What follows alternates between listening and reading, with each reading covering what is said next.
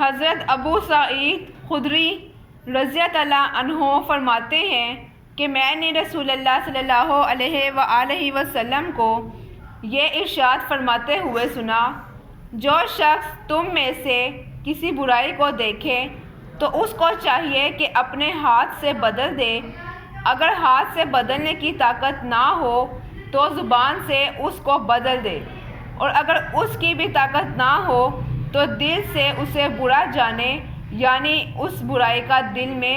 غم نہ ہو، اور یہ ایمان کا سب سے کمزور درجہ ہے۔